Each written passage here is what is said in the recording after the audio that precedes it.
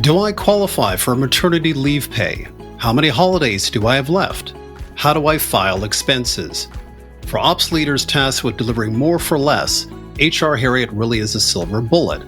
Harriet delivers instant answers to employees on people and operational questions 24/7 across the business, eliminating unnecessary time spent on frustrating administrative tasks. Harriet is People Operations AI that makes every person in your company more productive and gives your ops and people teams their time back. Interested in increasing productivity and decreasing operational costs? Visit hrharriet.com. That's hrharriet.com and get Harriet working for you today.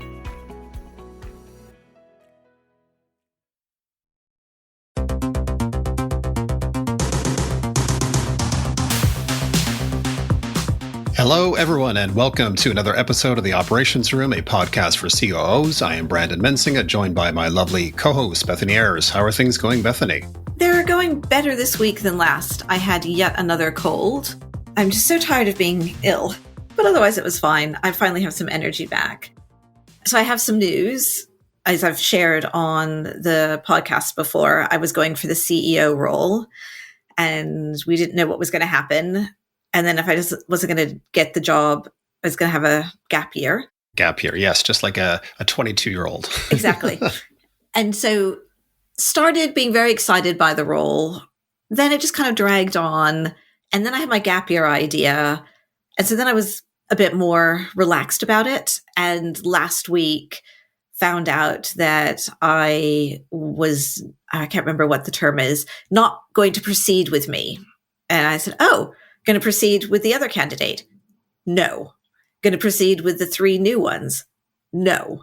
They are proceeding with nobody. Oh, wow. They've pulled the rug on everyone. Everyone. So that helps me take it a lot less personally. They have looked at 11 candidates. 11?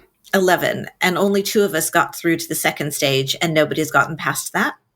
So I do not have that CEO role going anymore. But as you can tell, I'm very upset about it. Right. So hold on. So let's back up a couple of seconds here. So you told me earlier that this one you were actually interested in. So you're not bothered by the fact that they've pulled the carpet.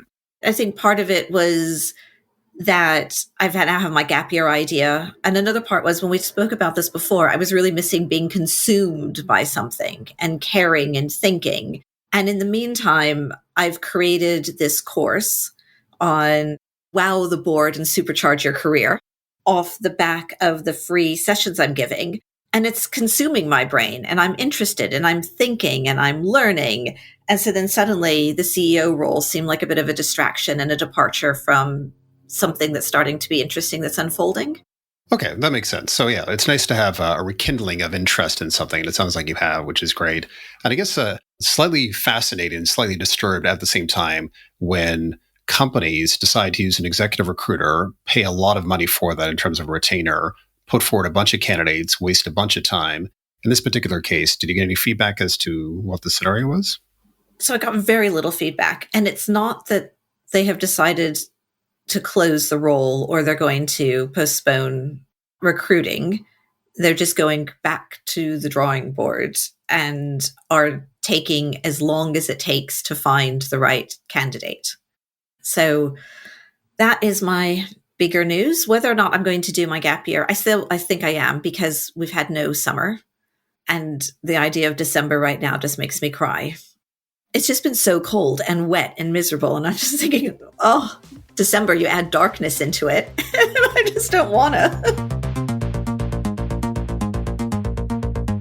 So we have got an amazing topic today, which is how to figure out when it's time to quit. And we have an amazing guest for this, and Eleena Broadfoot. She is the Chief Financial Officer for Beauty Pie and is a NED as well as an executive coach. So before we get to Eleena, I wanted to ask you a couple of things, Bethany. The first one was Eleena had talked about this idea of financial anxiety, and that's actually driven her quite far in her career, and that she's at a point in her life now where she's no longer driven by that, and she now has some level of optionality and more flexibility to kind of do what she wants. How do you manage financial anxiety is the question. I mean, I have spent so much time thinking about this and wandering through this in the last almost 18 months, and probably before that, and when I was making the decision to leave Peak. Because I think financial anxiety, money means so many things to us that is not money. Money means security, money means freedom, money means love, money means status. And so part of it is to figure out why money means a lot to you and what is real. And so for me, money means security. Money means love in being able to provide for my children.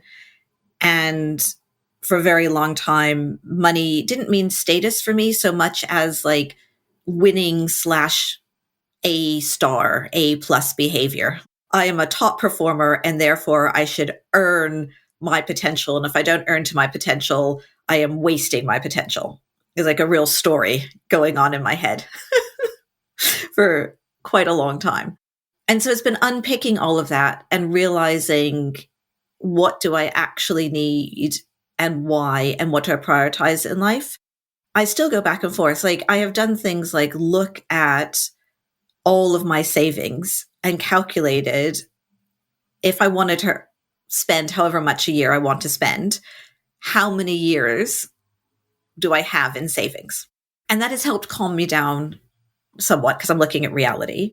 And then there was a time where I felt like it was my duty to create generational wealth so that my children could be absolutely fine. It's like, I have the ability of creating generational wealth and therefore I should.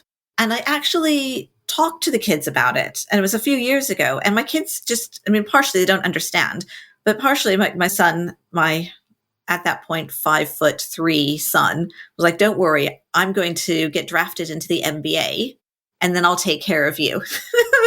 You don't need to look after me. I will look after you.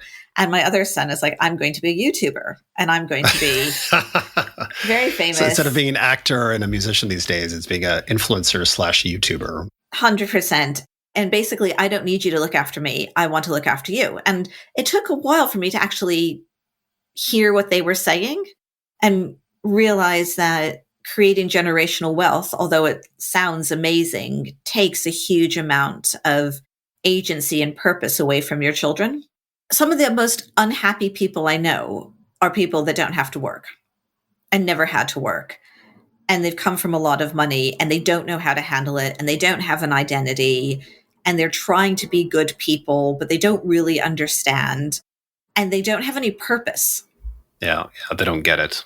And they're kind of like wandering around trying to find purpose. And sometimes people do, but there seems to be ironically harder, at least from my experience of people who come from serious money than people who come from comfortable backgrounds.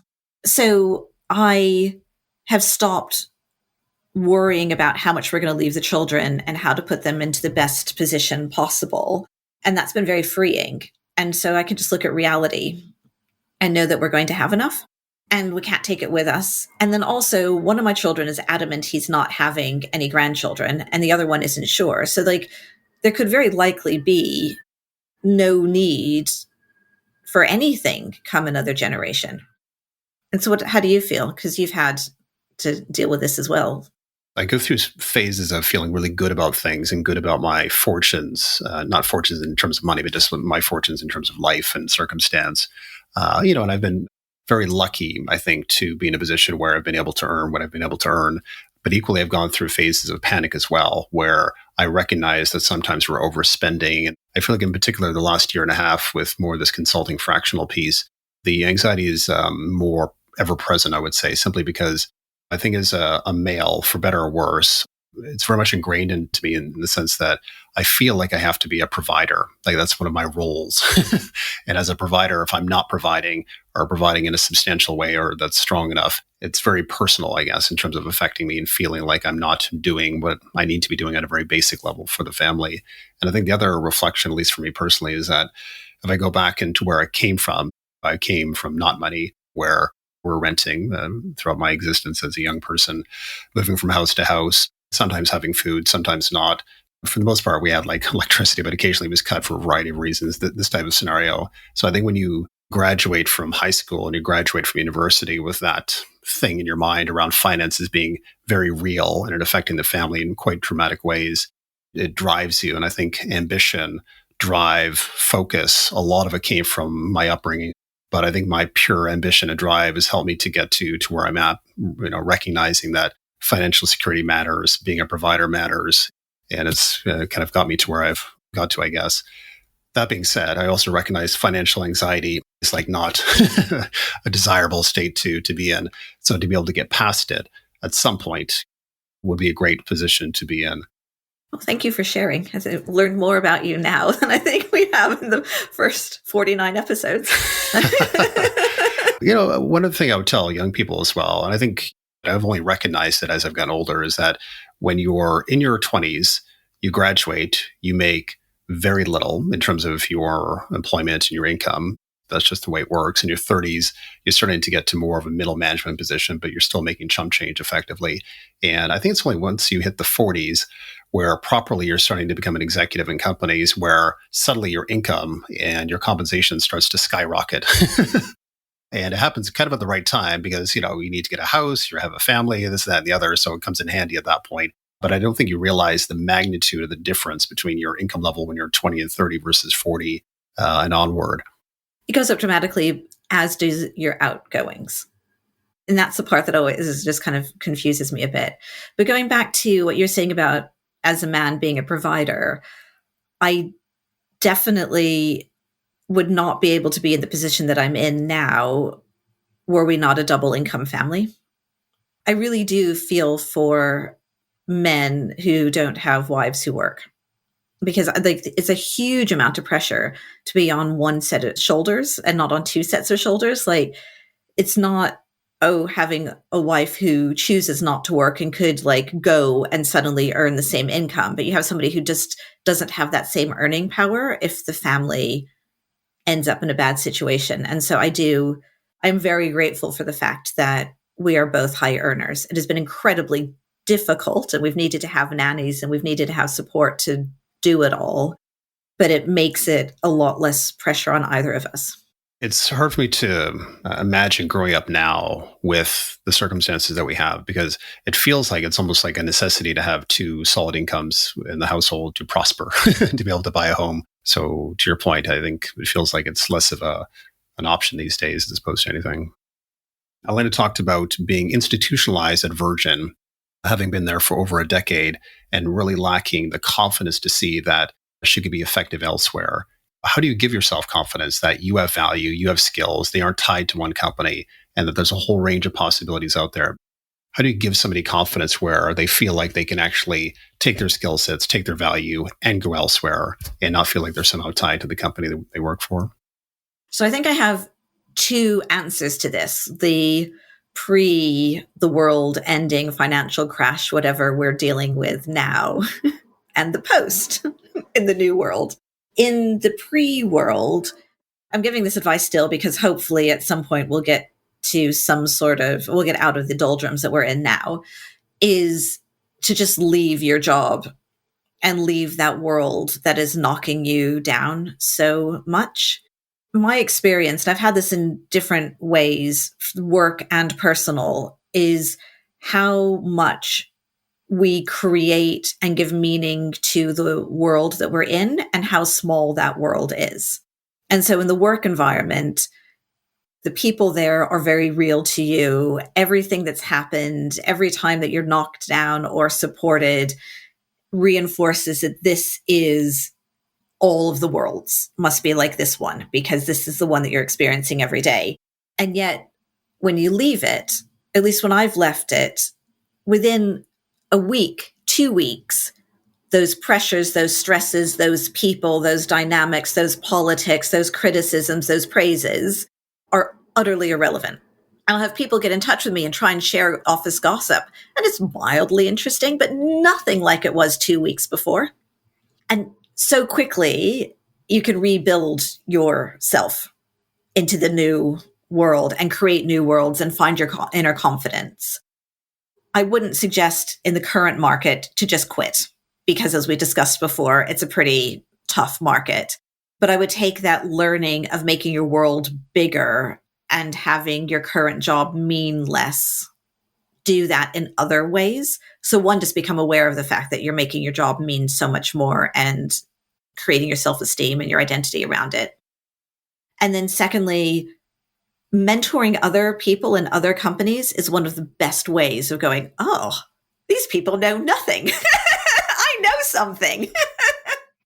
And just getting out there and talking to and learning about other companies and other people, doing some volunteering, making your world bigger, you will already find the areas where you have confidence to then face going into a new job or staying in your job, but feeling a lot better about yourself while you're there.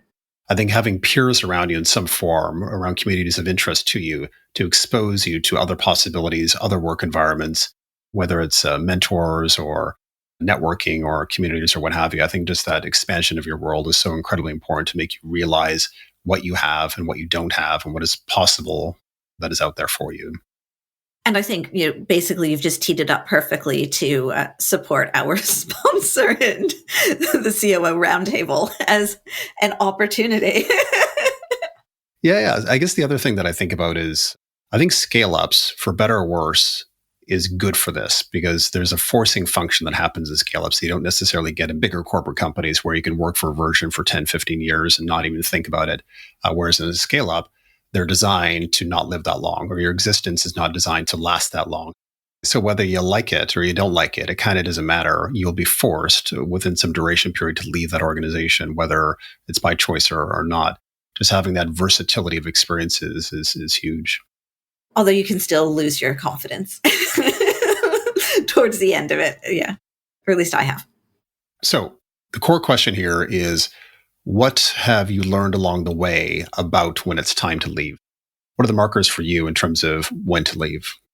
So this comes back to the conversation around vesting periods versus natural periods to leave, and whether or not you're still providing value and still have that energy. And I suspect that I have stayed too long at businesses being tied into vesting rather than the value I was still adding. Good execs, good hires seem to add a tremendous amount of value in the first 18 months to 2 years. Lots of energy, lots of clarity, can see where you need to go. And I guess this is mostly me speaking rather than looking at peers. The next 2 years is a bit of like my previous reputation, respect following me, but the energy, the interest, the drive, the clarity of thought steadily declines. And then also from that very first, one of the first episodes we had with Chris and Shannon was about when you have to start undoing the processes that you've built. And it's really hard to undo the processes that you've built. And you're like, I love them. They work so well. They work so well. And not to take it personally, like, because, I'm a bit of a perfectionist and making a mistake is a big deal for me. And so I perceive needing to change processes as I did it wrong in the first place. And it takes a while for me to get to the point of, no, I did it right, but we are now twice the size. And therefore we need a different process. And so I start to take everything quite personally and get stressed and beat myself up about not being capable. And that probably happens 2.5, 3 years in. And then the last couple of years is just me clinging on. Yeah. I thought about this more recently because I always had the impression somehow that longer durations, which I've had in the past, 4 years, 5 years, 6 years, have been a really good thing, generally speaking, both for me and for the organization. But I think just reflecting on what you said, I think there's a realness to it, which is I think the first 2 years as an executive, you are there with a passion and a mission to make some stuff happen. And you can feel it within yourself. There's super engagement. And you're like, I'm going to take this kind of shit show that I'm being handed right now and transform this into something spectacular. And once you get to that 2-year mark, you've done a lot of stuff. And that next 2-year period, I think you're right. I think your engagement is less because of what you set in motion at that point. We have interviewed people, and we have somebody coming up who lasted a very long period. And I think those are people who are able to continue to find the energy for the new challenge and find the new challenge. It's just not something that I've been able to find after a couple of years.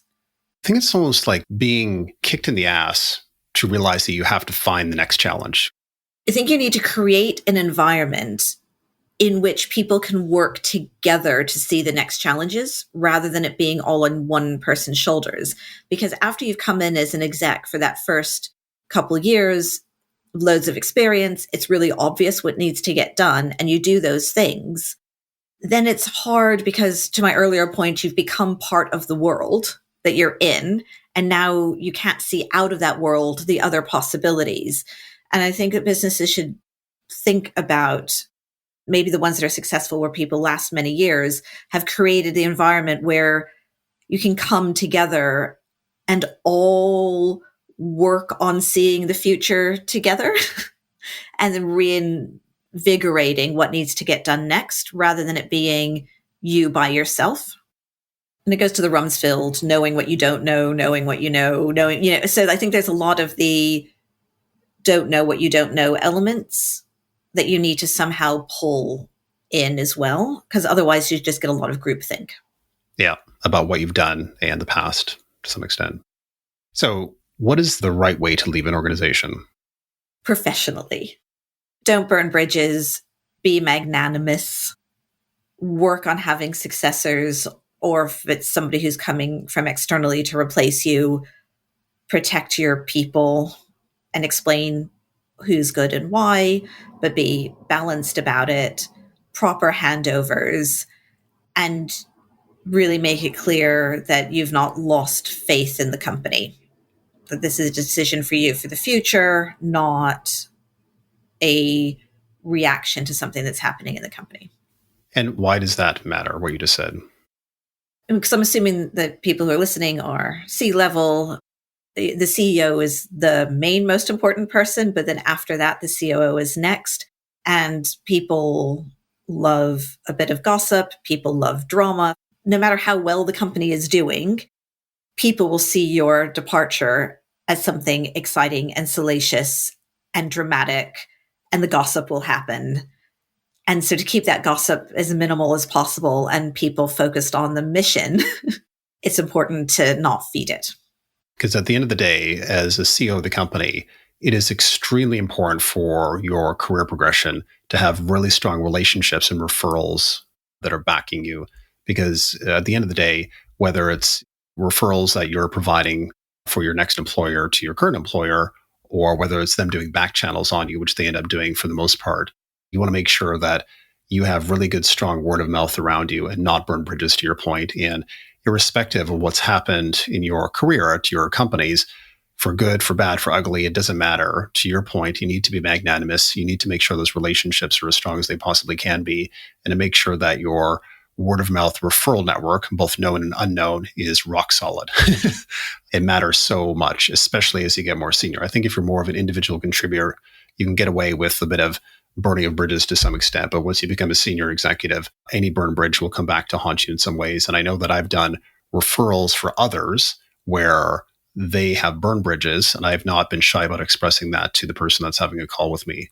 So it matters, and having a wonderful relationship matters, and being a part of the company comms to ensure that there is no salacious inferences around why you're departing matters as well. I think if you're an individual contributor, it's never too early to not burn bridges and to learn that skill. True. And I have had people phone me for back channel references for individual contributors up to 10 years, 15 years since I've worked with them last. And I have been able to say, it has been a very long time. I'm sure they've changed a lot in the time, but this was my perception 15 years ago. So just be professional from the start. It's good practice, and you never know when those relationships are going to come back and matter. Yes, they will come back in weird and wonderful ways. All right, last question. This is my favorite question, which is a successful career just about being lucky? Oof. I know. I think there's a lot of that. I love that you've asked this. Well, I mean, if you take it really far back, that we were lucky to be born where we were. We are lucky to be born white. We're lucky to have been educated. All of these things. Yes, there's a huge amount of luck, even just in how we were born. I mean, the fact that you're born able-bodied white man, and you did share your story of not growing up with loads of money, but you still grew up in Canada where you had access to a great education regardless. So on that really like macro level, luck plays a huge amount. And then I used to feel like luck was a massive part of my career, all of it. And I didn't take a lot of responsibility. And I always hate the question that I get of, how did you get to where you are? Or how can I make my career like your career? And I hate the question because I don't have an answer, because I don't know. But I've been working on this course that I mentioned around how to present well to the board. And I was speaking to somebody about it, and they said, well, do you just have a really high bar? This sounds a bit crazy, like the level of competence you're expecting and slickness and professionalism. And I, of course, being the self-critic that I am, was like, oh, I do have a high bar. Oh, no. I'm being unreasonable. I'm thinking that people should do more than they can do. Other people aren't all A-star, massively insecure people like me. You know, 100% right. I am asking too much, and this course is not appropriate. And then in the shower, because all my thinking happens in the shower, I thought, no, fuck it. If people want to know how I've gotten to where I am in my career, there's a combination of luck, but really hard work and being at the highest bar and not accepting mediocrity and noticing when there's a full stop or not a full stop on every bullet and prepping and working and rehearsing. And if you want to get ahead, it's both. It's not just luck alone. You do have things that you can control, and you have to work hard at it in boring, tedious ways if you want to get to the top. So anyhow, I have a high bar, and it's an acceptably high bar. I like that. So I think you hit the nail on the head here, which is, it's not a question of luck. It is a question of what is in your control, what is out of your control. And what is in your control is your skills, your competencies, your work ethic. All of that matters, and being primed up and ready to do the next thing. So if you're, whatever your job is, you want to be awesome at that job, and you want to be in the best possible position to take that next job because you're awesome at your current job. And that is what's in your control.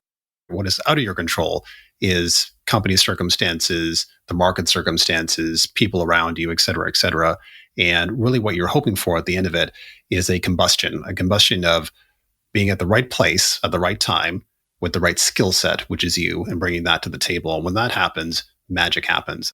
I'm going to add one point to it, which ties into the conversation with Alina and to your previous question of knowing when to go, is you make luck that way. It's an art rather than a science of, is this company not going to go anywhere or not go anywhere enough? Or is there a better opportunity? And so actually not staying the 4 years to be fully vested is the wiser thing to do because there's a better opportunity out there.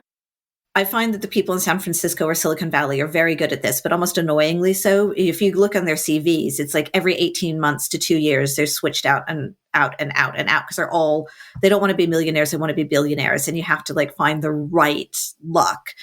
And they might be doing it a little too much, but it's definitely a way of manufacturing luck versus sticking with it and hope rather than reality that this one's going to deliver it for you.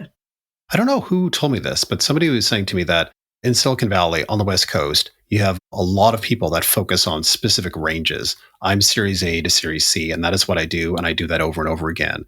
Whereas in the UK, and this is my understanding from this recruitment fellow that I spoke to, he said it's the exact opposite.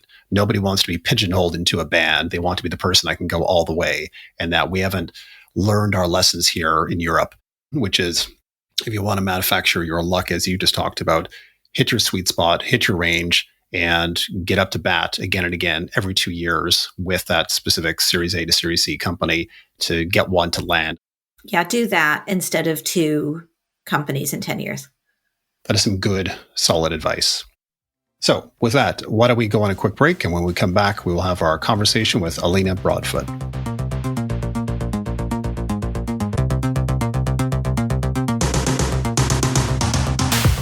We are revving up the engine of the podcast and looking for a great brand to sponsor the show. We have over 7,000 listeners now across COOs, CEOs, founders, and operational professionals who are decision makers for all kinds of technology, including HR, planning, strategy, legal, and other tools. It's Beth here. I just wanted to thank you for listening to the podcast, and we'd love to keep it going, but we're going to need to get some sponsors in order to do that. So if you work at a company that could benefit from speaking to listeners like you, or know of a company that might benefit, please send them our way. To find out more, go to operationsroom.co/sponsorship. That is operationsroom.co/sponsorship.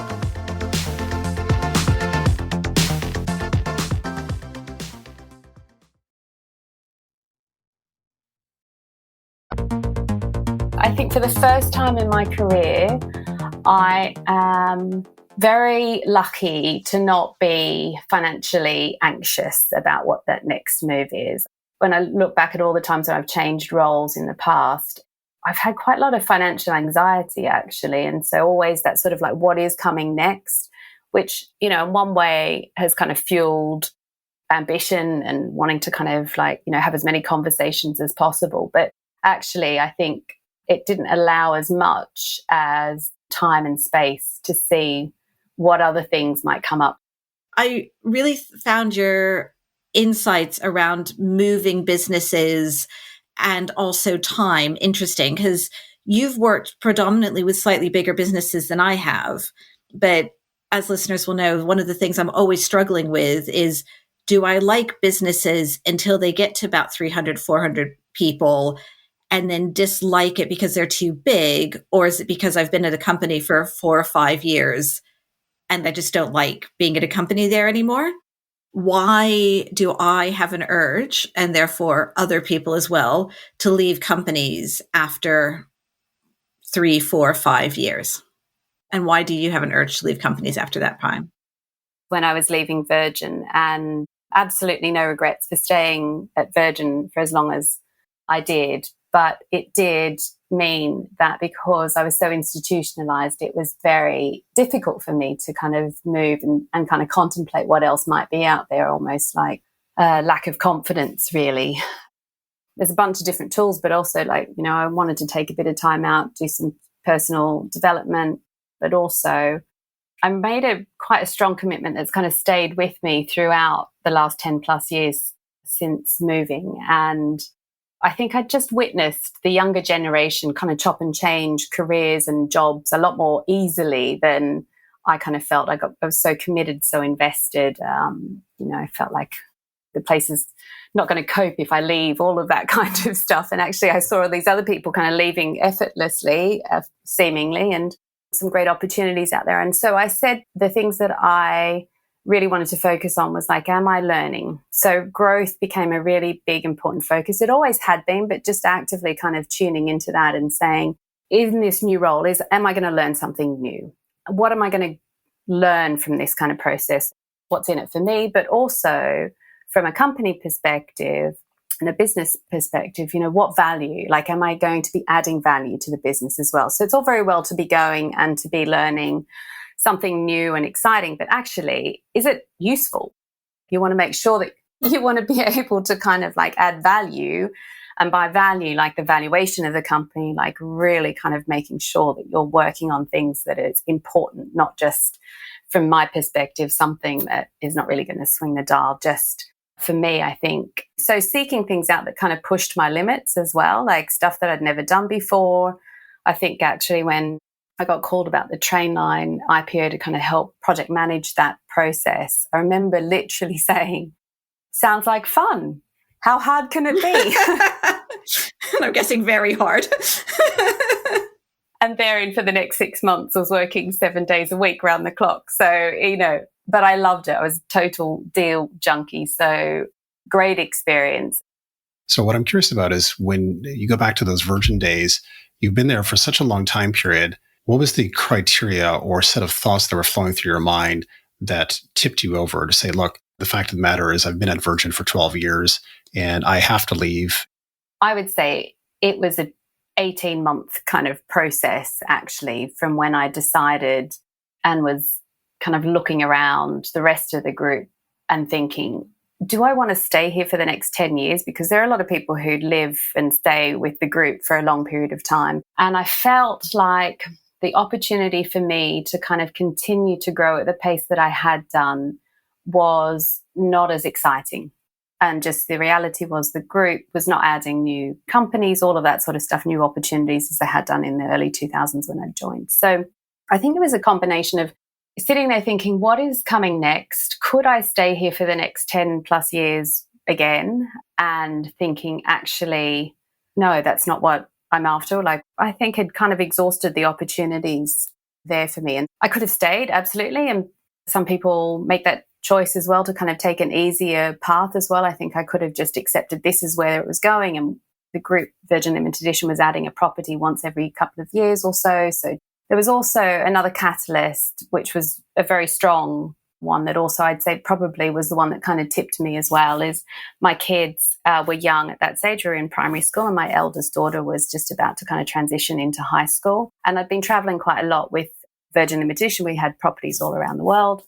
And that kind of space, I really had felt like I wasn't as connected and wasn't as around as I needed to be, particularly for my eldest daughter. So there was a bit about like, this has got to change. From my perspective, we're having a discussion about when do you call it, when's the time to leave, but also what's really important to me is like how you leave a job as well and how you transition out is incredibly important, because the legacy that you leave is, I think, just as important as all the work, that you've done to date. Once I left, I deliberately wanted to kind of have some space where I did a bit of contracting, mainly just picking up some work through friends and through the network. And then you end up at Trainline, which is the exact opposite of that. And then I ended up at Trainline and went completely in. But by that stage, I was ready for it. I'd sort of played with this, like, should I go fractional? Dipping in and out of a couple of companies. I helped some friends with a hotel development in Italy. And I was there in Italy when I got the call about Trainline. And I remember going, oh, that sounds so much fun. So let's talk about identity, because this is one of those things that as I have left companies, I didn't do it on purpose, but I realized over time, my identity has become less and less tied with the companies that I'm with. And I can imagine after 12 years, somebody cut you in half, you would be, virgin red? I mean, you'd also be bloody, but, appropriate virgin color. Or pink as well, having most recently been at Beauty Pie. So I would say right now, I am still using, if I go to talks, all of that kind of stuff, if people ask for your job title in the company, I'm still using CFO at Beauty Pie as my title. I can kind of do that because we didn't recruit another CFO at Beauty Pie. When I left, it allowed my finance director to step into the VP finance. So it was also opportunity for career progression and succession for him. So that kind of left a little bit of a space that I agreed with the team. And so I use that from an identity kind of point of view, which makes it easier for me from an external point of view. But I think for me personally, I'm not attached to that title. I think, but it's probably taken me a few roles to get to that point, because people externally, there are banking relationships, all sorts of stuff that kind of happen when you're in certain C-suite roles in VC-backed high-growth companies that are entertaining you and spending lots of time talking to you, all of that kind of good stuff. And once you're no longer in that position, quite rightly, like they don't need to be spending as much time with you, unless, of course, you'll kind of move on to the next, new and exciting opportunity, and then they want to kind of talk to you again. So I think it's about just disassociating that personal ego side of things, like this is who I am and this is my role and I'm, important. It's like, actually, this is the role I'm playing right now. And depending on, the role or the title, you have to kind of take on different personas, and also the state of the business as well. Some businesses that I've worked with as a CFO, I've had to be, real tight ass basically, and really like all over everything. And then other businesses, I've been like growth champion and, really cheerleading and kind of allowing mistakes to be made and things to be explored, because we're in that kind of high paced kind of growth. So tell me this then, for the listeners out there, what should I think about just in terms of, is now the right time to leave or not? So they're getting to that point where they're starting to think about the possibility of it. What's the advice for that person? Particularly with the companies that we've chosen to kind of work with, and I'm talking about pretty high growth companies, often when we start the roles, the company's in a certain state and there's a certain amount of cleanup, hiring the right team, getting the processes in place, getting the growth plan in place, setting that plan, making some big changes as soon as you kind of can. You kind of really hit the ground running and you run like crazy for a good 6, 12 plus 18 months, and you start to kind of reap the benefits of that. And I think as each organization that I've joined, I get faster and more efficient at doing some of that kind of stuff and bringing the people along with me. And so you go through an incredible pace of change over a relatively short space of time that I think I used to say is at Funding Circle. The 2 years that I spent at Funding Circle was like 5 to 10 years at one of the larger organizations that I'd worked at before, like just the pace of change and when we, were very agile with what we did. So I think you kind of naturally get to a point where you've kind of cleaned up some of the mess, you've plugged all the holes. I think you kind of hit that point where you almost can take a bit of a breather and go, what's coming next? And often there's big plans in the pipeline and you can sink your teeth into that over the next kind of period of time. But I think, like for me, naturally, it's that 2 to 3 year mark is where I personally kind of find that sweet spot where starts to kind of rub between, okay, in terms of that philosophy of, am I still learning? Yes, I'm still learning, but am I learning at the same pace as I did when I first came in? No, because I've kind of got under the skin of the business. And am I adding value? And I think sometimes too on the value side, there's absolutely a huge amount that you can kind of continue to produce. But I think that curve starts to kind of drop a little bit. And that for me is my indication where I'm like, okay, we're on a path. Is there anything else that I can kind of do that can kind of swing that's going to really sustain it? Or is it's on the path now that kind of had the vision for, 18 or so months ago? I'd probably say it's probably sooner for most people for a very practical reason as well. Most vesting, of options and all that kind of stuff are generally straight over a 4-year kind of period. So there is stuff where you're kind of leaving things on the table. Or you're lasting the 4 years, but not enjoying the second half nearly as much as the first half. Entirely. And I like to think too about with the businesses, and I say this to a lot of people who have worked with me too, like the businesses are moving at such a pace and such a rapid change that there are certain points in time where you're right for the business and where you kind of take it to a certain point. And then there becomes a point where you need to kind of let it go and let the next person to kind of come on and take it on in order to kind of take it forward. And I like to think that that's also, something like you need to kind of work on being able to kind of release the work that you've done, leave your legacy, but allow somebody else to kind of come and change and continue to evolve it as the business takes the next step forward. And for me at Beauty Pie, I could have easily stayed for the 4 years. We had lots of growth ahead. However, we brought on board a CEO just over a year ago now. Fantastic guy, evolving the business and seeing where that was going to go. He's obviously on his 4 to 5 year kind of trajectory. And I guess my time period sort of disconnected a little bit from that point of view, because I think if I'd stayed for another year, I think I'd be in this kind of zone of just like, this change, there's things that he wants to kind of do, which we kind of try. You become the person who's like, we've already tried it before and it doesn't work, even though when you come in, you're like, why don't we try it? And let's see if it works this time. And suddenly you're that other person. Exactly. And I don't want to be that other person. I literally want to be, which I am now, is the cheerleader coming in and on the side going, that sounds amazing. So I guess another signal could be also like change of that sort of either founder, investor level, CEO, whatever, that kind of dynamic that could be a bit of a trigger for you to start thinking about maybe now is the right time. I think you either have to decide, I am here to support this new person coming on board for their journey, and I'm going to partner with them and do that, that kind of process with them. Or actually what they need is somebody that they recruit and hire and bring on board. So they've got their core team that they can kind of do the best that they can kind of do over the next period.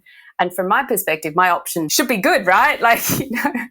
A lot of work that Maddie Cross has done on the research that the best performing companies switch out their execs approximately every 2 years versus the ones that hold on to their execs. And so basically, it's great to become a specialist in a stage. My question is for myself is, am I accidentally a specialist in a stage that may or may not suit me just because it's the stage I've always done?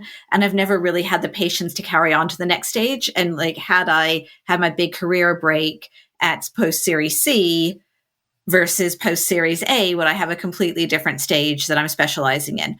I don't know, but this is my stage now. So I think your experience very much ties in. And I love that of like, after 18 months, 2 years, you've done the change.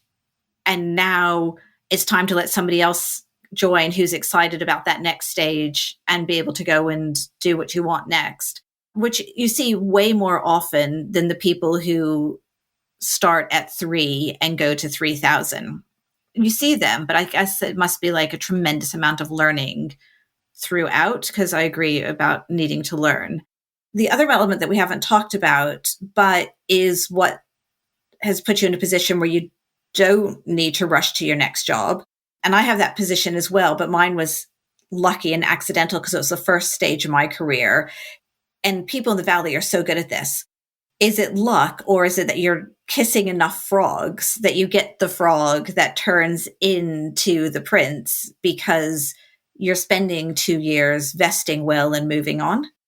There's an element of, I've collected, there's a bunch of ones which I'm waiting for some to like come to fruition. So it is a bit about placing bets. And I think that is in that kind of choice when you decide to take on a role. You know, there's no role that is perfect. I love the question that recruiters always ask, what would be your perfect role, right? I mean, it's a good question to try and answer, but I think at different points in time, you'll be wanting different things. But I think if there are certain things that it ticks the box that, you know, you agree are aligned with the brand's kind of vision and purpose, you're going to learn something new. You know that you can kind of add value to the company, all of that kind of good stuff. But part of that also, financially, you need to understand, you know, what your base package is and, you know, your options and what potentially could that be worth. And I think that's where that value bit really comes in. Like, am I going to be able to, and we're all in C-suite roles, am I really going to be able to influence? Can I work with this team? Like, that's why the magic in the exec team is really important, and that the communication and having that kind of high trust collaborative environment is critical, but also with the founders and that board dynamic, all of that sort of stuff all kind of comes together to, you know, are we all working together to be able to kind of grow the value of the company? And at some point in time, I don't have to be there for that transaction and get that kind of payout and then kind of leave. I'm quite happy with some of the businesses that I've gone on that actually preserving what I've earned and being able to kind of, in some cases, negotiate an acceleration of vesting because of the way I've transitioned out is also an option as well. But also they're sitting there as potential bonuses to come down the pipe, which is why I think it's so important for you to kind of transition well. Let's talk about that actually, of like, what are the hints? Not necessarily how to transition well, but what should you be negotiating? What are the things that you've seen, either you've done or others have done, to put yourself in the best position if you are leaving 2 years out of your 4-year vesting? So in all cases, from my perspective, I think it's been very open conversations with my CEO and or founder at the time. I think there was only one situation where actually it was when I was leaving to go to Beauty Pie. It was a really tight mid-deal with a private equity company and I needed to give notice. So handling that, I think the founder didn't talk to me for a good week or so. So that was a bit tough. But my promise to him and to the investors coming on board actually was, I'm here to see the deal through, and I'd negotiated with Beauty Pie to kind of make sure that they would wait, you know, for me to kind of do what I needed to do with RFI. I hired my replacement, made sure that there was a proper transition, and have been, you know, available for the company as well post that. But I think reassuring them that there is a way forward as well, whether that be through succession planning, bringing people up through the business and or remaining involved in the business post leaving. Before we go, if our listeners can only remember one thing from our conversation today, or can only take one thing away, what would it be? Something that I haven't mentioned, but I think it's be curious. So always be curious about what your day has got ahead of you and what the next period of time has got ahead of you, and always asking yourself, what is it that I'm learning? And again, that whole thing about, am I adding value here? And when you start to kind of have that little flicker of maybe there might be something else, start having conversations with people. Take those conversations from recruiters or talk to friends who are working in different businesses. It doesn't matter if you turn things down or whatever, but just it gives you those sparks of ideas of some of the things that might kind of be out there. And sometimes the universe works and brings you to new opportunities that you never thought, you would do. I think that curiosity kind of mindset just allows you to, if you have your head down too much going, no, this is all I'm doing for the next 5 years, then you're not going to see those opportunities or get that niggly feeling in your stomach. So I am getting a wriggly feeling in my stomach, which is that it is time to wrap this episode of the Operations Room. Thank you for joining us, Eleena Broadfoot. And if you like what you hear, please leave us a comment or subscribe, and we will see you next week.